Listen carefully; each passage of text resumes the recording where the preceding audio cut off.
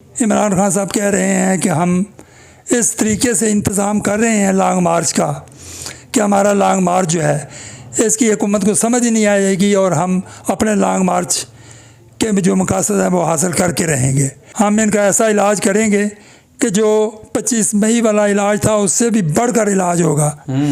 ये जो बर्दाश्त का मादा है ये ख़त्म होता जा रहा है, बल्कि जो अग्रेसिव पन है ये सियासी पार्टियों में बढ़ रहा है। पीटीआई है, एहतजाज करने का तो उनके पास जमहूरी और कानूनी हक़ है, इस हक़ से तो उनको किसी सूरत भी महरूम नहीं किया जा सकता जी। और 20 लाख के करीब लोग अगर इस्लामाबाद की तरफ मूव करते हैं तो फिर मेरे ख्याल के मुताबिक वो जो लोग होंगे वो इमरान खान के भी कंट्रोल में नहीं रहेंगे। अस्सलाम वालेकुम नाज़रीन, आपका होस्ट मिर्ज़ा रमज़ान बेग हाज़िर खिदमत है। सियासी सरगर्मियाँ क्या चल रही हैं, लॉन्ग मार्च की जो डेट दी गई है उस हवाले से इमरान खान क्या स्ट्रेटजी बना रहे हैं, क्या होगा, गर्मा गर्मी क्या चल रही है, इस हवाले से हम जानते हैं। Mirza Naseer Baig senior anchor person हमारे साथ मौजूद हैं, उनसे बात करते हैं कि क्या सियासी सरगर्मियां चल रही हैं। उस हवाले से आज उनको बाकायदा तौर पर हमने दावत दी है। अच्छा मिर्ज़ा साहब, ये लॉन्ग मार्च का ऐलान भी तकरीबन हो गया, तो क्या स्ट्रेटजी बनाएंगे? असल में इस वक्त जो सियासी पार्टियां हमारे मुल्क की, उनमें अग्रेसिव पन जो है वो बहुत ज़्यादा आ गया है।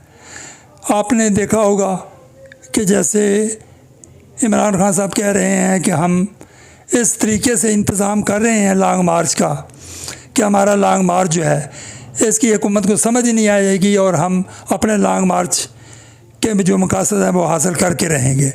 दूसरी तरफ राना सनाउल्लाह साहब कहते हैं कि जी ये आएँ, हम इनका ऐसा इलाज करेंगे कि जो 25 मई वाला इलाज था उससे भी बढ़कर इलाज होगा। मतलब यह है कि दोनों तरफ अग्रेसिव पन है। एक ज़माना होता था कि हर सियासी पार्टी में कुछ लोग ऐसे होते थे जो बड़े सुलहकुन होते थे। मसलन कोई ऐसी बात होती थी तो दोनों पार्टियों के जो लोग होते थे ना, मतलब जो सुलहकुन किस्म के लोग थे, वो आपस में बातचीत करके कोई ना कोई तीसरा रास्ता निकाल लेते थे, यानी लड़ाई झगड़े तक नौबत नहीं पहुंचती थी। लेकिन अब जूं ज़माना आगे जा रहा है, ये जो बर्दाश्त का मादा है ये ख़त्म होता जा रहा है, बल्कि जो अग्रेसिव पन है ये सियासी पार्टियों में बढ़ रहा है।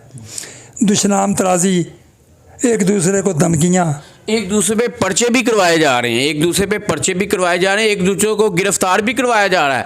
तो मिर्ज़ा साहब, ये तो पर्सनल एक दूसरे पे ग्रज निकालने वाली बातें नहीं हो रही? मैंने पहले आपसे कहा कि अग्रेसिव पन बहुत ज़्यादा बढ़ गया है।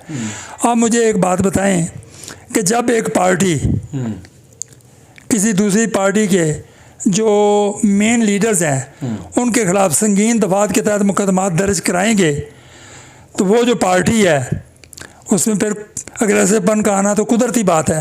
हालांकि ये हमेशा हुकूमत होती है जो अपने में बर्दाश्त पैदा करके मुज़ाकरात के लिए पहल करती है, लेकिन अब हुकूमत में इस तरह की जो है ना बर्दाश्त वो नज़र नहीं आ रही।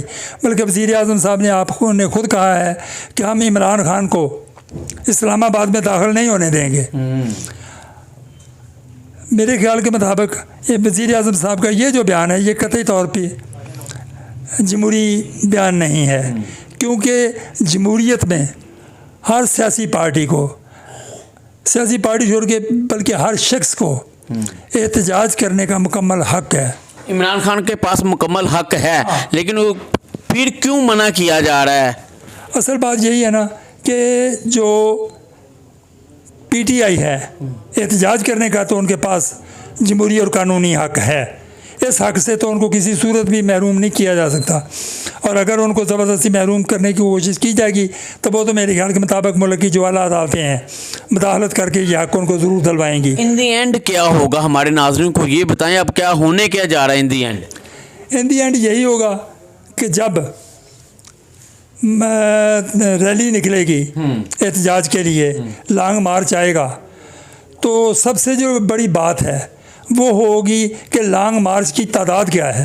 ठीक है, अगर तो मसलन 20 लाख बंदा लेके निकलेंगे। यही कहने लगा हूँ कि अगर तो कोई 20 लाख आदमी लॉन्ग मार्च में शिरकत करता है जी। और 20 लाख के करीब लोग अगर इस्लामाबाद की तरफ मूव करते हैं तो फिर मेरे ख्याल के मुताबिक वो जो लोग होंगे वो इमरान खान के भी कंट्रोल में नहीं रहेंगे, क्योंकि 20 लाख को कंट्रोल करना बहुत ही मुश्किल बात है।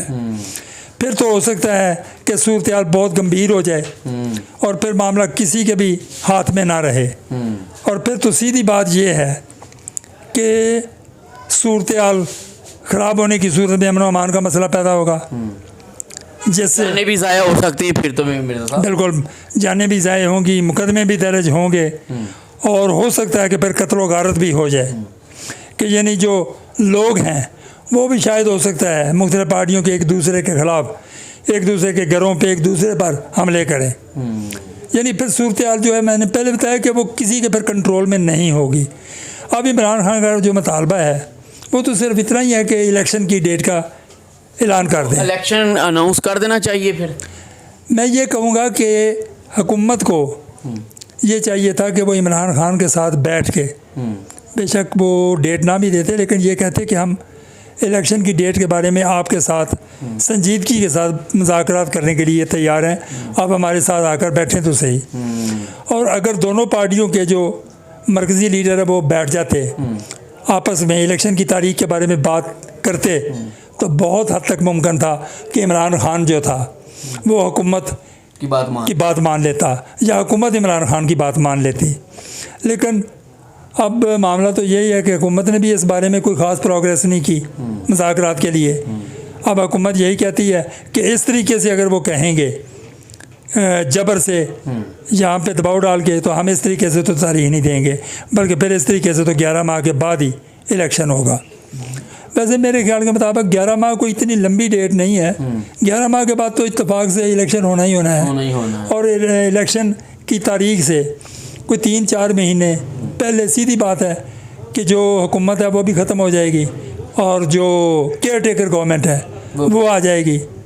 अगर हुकूमत और इमरान खान की जो पार्टी है इनके माबैन मुज़ाकरात शुरू हो जाते, तो ये जो केयर टेकर गवर्नमेंट है और जो तारीख है इसके बारे में मुज़ाकरात के सिलसिले में कम से कम 2-4 माह तो मुज़ाकरात को लग ही जाने थे, और इतनी देर में तो मेरे ख्याल के मुताबिक वैसे ही इलेक्शन आ जाने थे।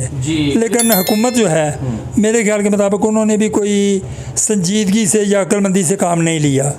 बिल्कुल जी, मिर्ज़ा नसीर बेग एंकर पर्सन हमारे साथ मौजूद थे और बाकायदा तौर पर इन्होंने तफसीली इस बात पे रोशनी डाली है कि होने क्या जा रहा है और इन दी एंड क्या है। बेसिकली देखना ये है कि दोनों पार्टियां अगर मिल के बैठ के अफ़वाम व तफ़हीम से ये मसला हल करते तो हो सकता था, बजाय कि वो लॉन्ग मार्च की तरफ जाते। अपने मेज़बान मिर्ज़ा रमज़ान बेग को इजाज़त दीजिए। अल्लाह हाफ़िज़।